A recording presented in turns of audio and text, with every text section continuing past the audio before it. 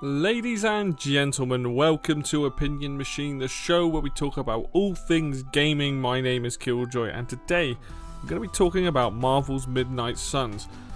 Now, I famously shat on the marketing for this game, and at the time I said the marketing was really bad because they didn't really show enough of the game at the time, and obviously there was confusion when the original trailers came out about the card mechanics, all that good stuff.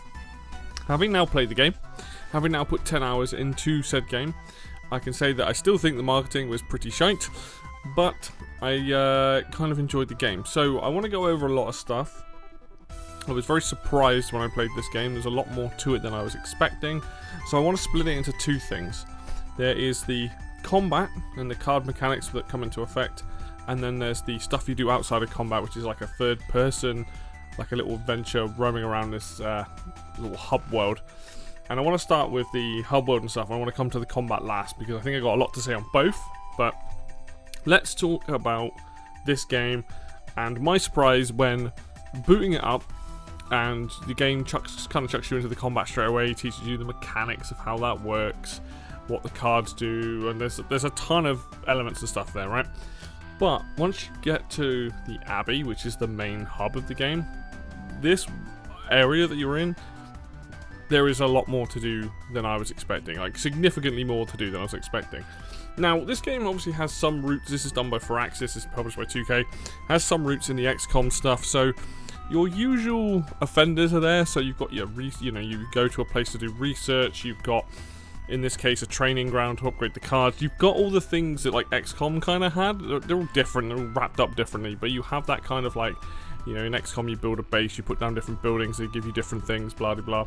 In here, the Abbey has different areas, and those different areas are used for different things. Like I said, you've got training, you've got the common room for like upgrading your friendships with people, you've got the forge for building stuff, you've got all these different things, so that's really cool. But then outside of the Abbey itself, you have the Abbey ground, and this is like a big explorable area that has its own sort of adventure, its own sort of mechanics. And that was the thing that kind of threw me off. I wasn't expecting it to be as big as it is. I wasn't expecting to be collectibles everywhere, lots of nuggets of information, all this sort of stuff that's kind of adds to this entire experience of you as the player exploring this place. So your main job between missions is to interact with the characters, level up your friendships with them, which is worth doing because it then leads to extra battle abilities, extra cards, all kinds of things like that. You go do your research, you get more cards for your combat. Each character has their own deck that you have to adjust, and on the fly you can upgrade. But there is a story that unfolds in the Abbey grounds itself, and you can go out and do things around it, and as you progress you will get more powers. Now, I've only got one of these powers, which is the ability to open up certain doors with symbols on them. But what that does is it opens up more areas for you to explore, get more lore, kind of understand what's been going on here, so on and so forth. Now, I should probably say that you play as a creator character. You're technically a hunter from 300 years ago that fought against the main main antagonist of the game, which is Lilith. And the story is sort of focused around this hunter who's very much a fish out of water sort of story, because it's all modern technology. He's not used to any of this, and he fights with magic and swords. Like, he's not like someone like Iron Man in this game who has that technology. So the game focuses on you coming back, being resurrected, and trying to find out what's going on and fight off Lilith. Now, I will say, I don't really enjoy necessarily the writing for the Hunter. I think the Hunter's very bland on purpose, but there are some really funny interactions between him and certain characters depending on this game. Now, the core part of this time between missions, when you get to spend time with the characters, is really interesting. I think this is one of the absolute highlights of the game, which is you interacting with whoever's there. They might have requests for you. You get to learn more about them as you level up your friendships and stuff like that. So you've got some of your usual offenders that you come to expect over the years, with Doctor Strange, Iron Man, Captain Marvel, Spider-Man, right? So you've got more of your Avenger type characters, but because it's Midnight Suns, you've actually got some more of the magical characters. Now, I believe the Midnight Suns, I could be very wrong, so I thought the Midnight Suns originally were like Blade, Moon Knight, Doctor Strange, and someone else. I can't remember who the other person is. But, and maybe Morbius, maybe. But here you have Blade, Ghost Rider, Magic, and Nico, and they make up like the core sort of Midnight Suns that are there. And this is really interesting because I don't know much about Magic, I don't know much about Nico. Nico's part of the Runaways. Magic, I can't remember where they're from. But ultimately, you get quite a wealth of characters. You don't start with Spider-Man, he joins your team. It looks like there's a lot more characters that join your team as the game goes on, which is really cool. But I've only played about 10 hours, so these are the characters I've spent the most time with. And I will say that Doctor Strange and Iron Man's kind of like bickering relationship, really funny. Enjoy that whole like back and forth that they have. Enjoy how Spider-Man's written. I enjoy how Blade is written. You know, there's a lot of like, all these characters have very strong personalities, and so far none of them are like boring me. I mean, Captain Marvel to me is probably the most straightforward character, but that's just Captain Marvel. But it's really interesting interacting with like Iron Man and how he's like freaked out by all the magic, and then like Doctor Strange is very much like, oh, my sanctum's much more advanced than this. And stuff. You learn these friendships, you build up these friendships with these characters. And I will say that they are well written for what it is. They have that very comic book style and they're well written. And also all the voice actors. If you look up the voice acting cast for this game, it's all the usual offenders. They do a fantastic job. But even the guy is Yuri Lowenthorpe, I think that's how you pronounce his name. I could be wrong. He does Spider-Man, but he also does it in the Spider-Man games. Like, he is like the voice of Spider-Man. It's really cool hearing him here. And it's just awesome. Like, I really appreciate the lengths and the effort they've gone to. There are other characters in the game. There's a lady called Caretaker, there's Agatha Harkness, there is Scarlet Witch, there is these people that you meet throughout this experience that are also, well, you know, they're interesting characters to discuss things with, and you see this, you know, this is why it's kind of hard that Hunter, being the player character, is kind of the most boring, and on purpose, because he speaks, because he's so out of time. But he's also just like, he just asks the basic questions. He's like, oh, what about this? What about that? And he's not that interesting at all. Except for these like dreams he has when he's connecting with his mother, which is Lilith. But the other characters, genuinely, like some of the conversations I've had with Blade in this game are really funny.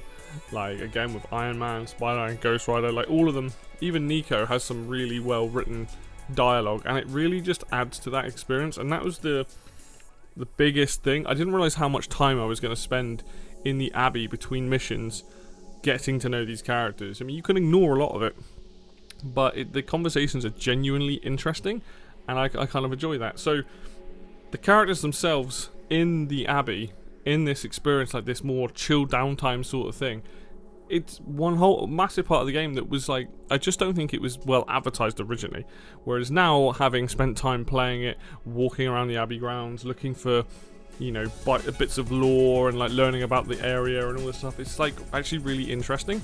Now, some of the story stuff I don't care about. I mainly focus on the characters. They're the ones I want to see the interactions with, and you get really cool moments where you'll speak to somebody and we'll have an interaction that will increase your friendship with them, and it could be like doing something with them, it could be just having a conversation with them, it could be going to look at something. Like, they're all different, and you can just increase those friendships. But you, like I said, you get these really interesting dialogue, like natural dialogue that you would have with these characters, and I really appreciate that, and that's really awesome. So the Abbey is quite literally like this hub world of like doing all these different things, like upgrading and exploring and talking and increasing all that. So that's like what you're going to spend a much bigger chunk of your time doing in between the combat and all that good stuff. You are going to have a fun experience exploring stuff, looking for chests, you unlock like, you have like a room, there's lots of stuff to do. So you've got like your room, your own character, you can upgrade your like costume, all this other stuff, and then you have like other resources like money for like training and making new cards and getting items for battle. There's so much of this is so XCOM-y, but it's all done up in a different way that it feels more natural to the game, and that's really awesome. And ultimately, I just did not expect this to be like a fun part. I enjoyed it much more than I was expecting, and it just lets you have that downtime. So in that terms, the Abbey stuff, real fun, really interesting. Really shocked actually just how expansive it is. And so we come on to the other half of the game, which is the combat. Now, we'll get to the cards in a minute. I think it's really important to just talk about like what the combat kind of is in this game. It's much more like XCOM Chimera Squad rather than a traditional sort of XCOM game, in the sense that you are on one map and you fight whatever your objective is on one map. Sometimes you'll go to a secondary map, but you're pretty much on one map, and your objective will be to defeat characters, to stop things from blowing up, to protect civilians. There's different. You usually have one thing that you have to do: take out a certain character, stop them running away. So the combat massively focuses around. So on the story missions, you have to take Hunter. You have to take your creator character, and you take 2 other people with you. And each character, so for example, like Iron Man, he's all about like using his cards, and then when you redraw it, his cards will get an extra bonus. So he's very much like quick shots, and then he has a massive ability that can do a lot of damage. Doctor Strange, on the other hand, has the ability to like have card draw. He has a very high damaging attack. He has like a knockback attack. Captain Marvel, very similar. Captain Marvel's more about having armor and being the tank. Spider-Man is an interesting character. He's about hitting multiple characters at once. Blade is a lot of attack cards, again with a big and lifesteal.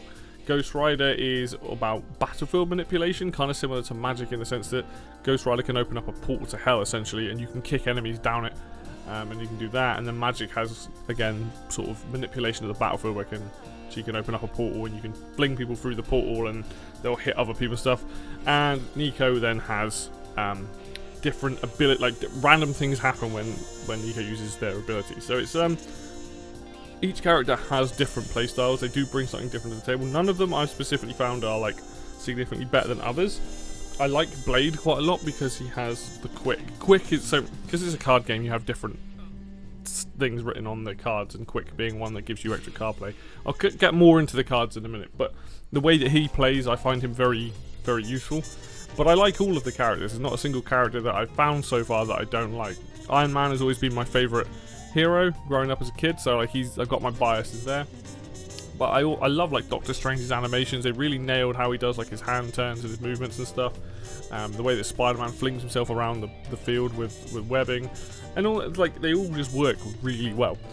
So that side of things for combat, you have quite the choice in terms of what you want to do. Your main character Hunter, you can go down a light path and a dark path, and that will upgrade and give you different abilities as well.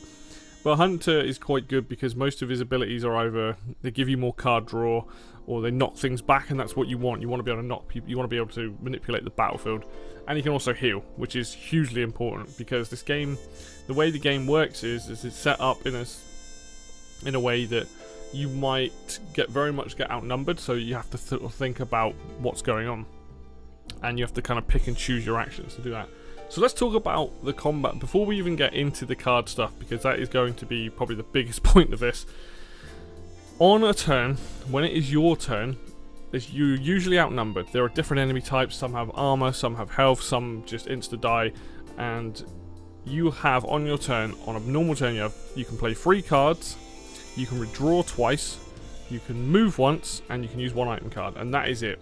Obviously, your cards and things that you can do during your turn, you can extend those things, you can replay things. There's a lot there that goes on with the cards themselves, but that is a basic turn. So you get to do three actions essentially in terms of attacks, and then move, and then you can use battlefield. There are things around the battlefield that you can use, and then redraw, and like I said, use an item if you have an item card. Then when you've basically done your turn, the enemy attacks, it tells you who they're going to attack, they attack them, and then usually enemy reinforcements, and then the next turn ticks over and it replays like that. So let's get to the card system, because this was like the meat and potatoes of the entire game, and it's something that I was very curious, because even so when I saw the game originally, I was like, why on earth are they doing cards? Because it leads to... The idea is like when you play something like XCOM, each character that you level up and upgrade, you have abilities. Your abilities have cooldowns, you can see that all the time. With cards, you lead to potentially the idea of there's a lot of randomness, and that is massively here in that sense. There's a lot of randomness in this, and it can lead to some interesting play, as well as maybe a little bit of frustration in terms of getting better cards and all that sort of stuff. So how does it work? You draw a bunch of cards at the start of your turn. Each card is linked to a specific character. So for example, if you have an Iron Man card that's does 10 damage and so it's quick on it, you pick that card, you click on the person you want to play it on, Iron Man rushes forward, blasts them in the face. If you KO them, and with quick, you then get to play an extra card that turn. So that's how that works. Or you might play a hunter card that says heal on it, and it basically, when you've taken damage, you can heal one of your comrades and do that. Or you might have someone like Robbie Reyes, Ghost Rider, basically, you can summon a portal for the next 2 turns. People getting knocked down in this portal have a higher chance of falling to their death, basically. So you have all these different cards that affect the different characters on your team. Obviously, you pick on a side mission, you can have any 3 characters. On a main mission, you have to have Hunter and 2 others. But you're going to draw cards that relate to those decks. As you progress through the game, you get more cards, you can upgrade those cards, and you can adjust the decks for those characters. So you can be like, well, actually, I want one of everything that I have. I want multiples of certain cards because I like using these. These are very useful. And you can kind of kit your characters out as they go. The card system as a whole is simple in practice, but I honestly feel like the way it's designed in this game, in both combat and outside of combat, feels overly complicated. And I do kind of feel like, while it's not ultra detrimental to the game, I can see why even I was turned off by it when I originally saw it, because I was like, oh great, we've got to do card packs, we've got to do this and all that. And like I said earlier, it does lead to a lot of randomness in battles, which, swings both ways. You could have a turn where you have all the best card pools, that's great, and other turns you don't. And against some of the bosses and some of the missions, it's felt much more difficult sometimes through no fault of my own. Yes, you need to sit there and look at what cards you have, you need to look at what you can and can't do, and pick the best strategy. So you might have a bunch of cards and you're like, well actually, there's a lot of enemies, I need to pick off as many enemies as I can this turn to set myself up for next turn, so that next turn I can focus on whatever the objective is, right? Because usually, let's say there's like 7 enemies. If you manage to wipe out 5 of them, reinforcements wise, it's probably not going to be more than 3 guys joining the fight. So you're like, okay, well that's fine. That puts it back to 5, whatever. But you just don't know, because you just don't know what cards you're going to get on that turn, and you don't know what you're going to get from redraws and stuff like that. So you have to really sit there and think about it. And it does make a lot of the time the turns quite slow. Like, the game is not fast-paced. I mean, not that it would be anyway, because it's a turn-based strategy. But it does. Sometimes I'm sat there going, okay, well, I could do this, and I can do that. And that is obviously going to be fun for some people. But sometimes the fights, like I had a fight, and hopefully you'll see in the footage, where Venom turned up on a side quest and suddenly made the whole mission way longer than it needed to be. And it was like, okay, this is interesting. What am I going to do here? And I have to think about it turn by turn by turn. And it does really drag out sometimes, or at least it feels like it drags out anyway. On top of that, like I said, you can have the opposite effect where you just don't get the cards you need, and you don't get the redraws you need, and it can be really kind of frustrating, and it's through no fault of your own that happens. And then outside of battle, so when you do missions, you get gamma coils. You smash open a gamma coil, it'll give you a choice of 4 cards. Excuse me. You pick 2 of those cards. You can then pick ones you've already had to upgrade them, or you pick new ones to put in the deck. But again, it's random what you get. So I can see why people like the card system. I don't think it is as well implemented as it could be. I think that going for random draw and stuff for some people is really fun, and I do believe at the time this game came out in 2022, we have been in a time when people really like deck builders and really like games like that. But I'm not gonna lie, I would have preferred at least a more skill / time based, delay based abilities. I think, and obviously the game would be very different if it was like this way. I think if you're gonna have your 3 characters, you should be able to. They should have when you switch between them, they have their own cards and decks, so like almost like abilities, and you pick what you want to play. So maybe you do want to do Doctor Strange 3 times, but you can switch between the other characters. That would probably make it broken and would require a lot of rethinking. I think the other way that could have helped here was you have a skill tree for the characters, but the skill trees are actually the cards. So rather than opening random packs and getting, you know, you don't know what you're going to get. Oh, I've got some cards for. I mean, I think they're usually more based on whoever you've just taken on a mission. But let's say you want some cards for Blade and no cards come out. I think having a skill tree where you get like each character every time they level up gets a point. And in that skill tree, it shows you what card, like maybe 2 different routes, or you always get to pick between 2 different cards. And I think that would allow players to kind of get more of what they wanted and focus on the characters they wanted, and allow them to kind of build those decks a bit more seamlessly. I think in its current form, going for that kind of randomness, like almost very much like a gacha game, even though you can't spend money to get cards, like just in case anyone got the wrong idea, the only DLC for this game, I believe, is like costumes and characters. I could be wrong on that, but I think that's it. But you can't get the cards. I mean, there are other ways of getting cards and other ways of getting item cards and stuff. There are interactions that you have with the characters inside the Abbey that will open up areas and they will give you abilities and cards and stuff as well. But there's no way of, there's not even like, you know, there's no way of me going, okay, I want to get more Iron Man cards. It's not really a straightforward way of doing that, and I think that's kind of a bit of an issue. I'm not going to sit here and say that, you know, the card system is absolutely the worst idea in the world, because it isn't, and it does work, and a lot of people are going to enjoy that randomness of, here's my hand, what do I do on each turn? I do think that if you're going to have that, then it would have been nicer to be able to see what cards are coming down the line for the characters, and being able to be like, okay, I'm going to work towards getting more cards for Iron Man, rather than, you know, randomly getting something you're like, I didn't really want that. I know you can break the cards down and get like bits from them. There is a possibility that you can make cards in the game. I am not aware of that, if that is the case.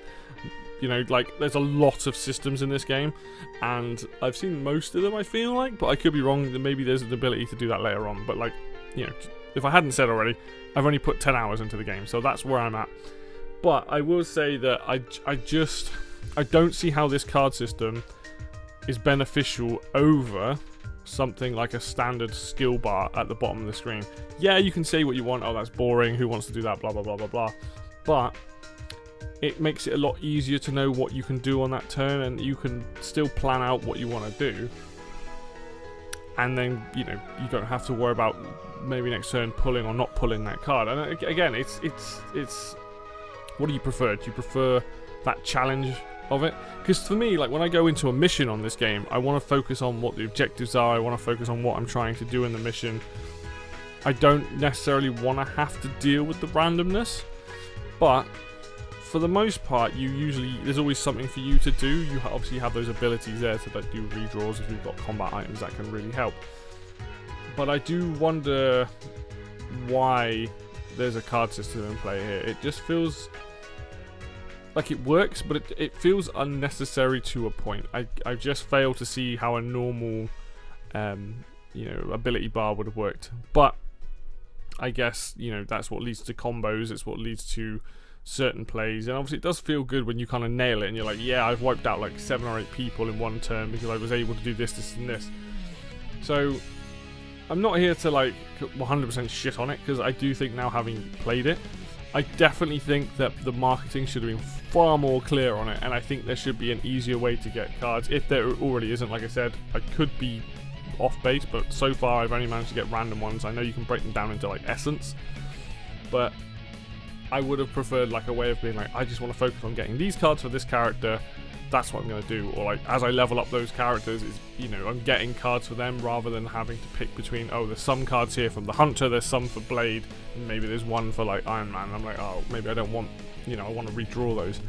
So it's an interesting system, to say the least, and it is forever going to be a big sticking point.